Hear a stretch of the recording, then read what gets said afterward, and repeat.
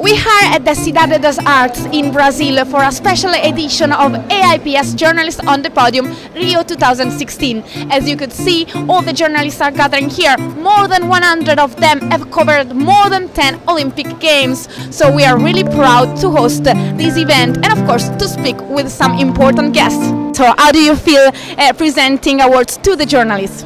I think this is a very special event, and it celebrates everyone's commitment to the Olympic movement and to the Olympic Games, as we're going to recognize those members of the media and press that have participated in the most Olympic Games. And I think that's a great testimony to everyone's love and passion for the Games, and even media people can be passionate, and so this is wonderful, and it's great to recognize that, and I'm very happy to be here at this event. I'm very proud, and I feel at home. You know, Johnny Merlo has been a friend, and I know, the United States, we're far away, so it's so important for us to join with the other journalists, because we really need to have the podium for our voice.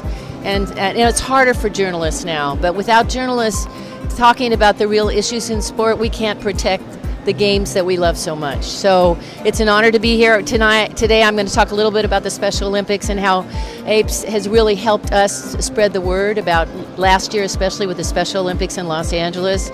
The magazine gave us a lot of coverage, and even one of the photojournalists won some award in the Pearl Awards, which I'm a member of that board. So it's important, and I'm honored to be here.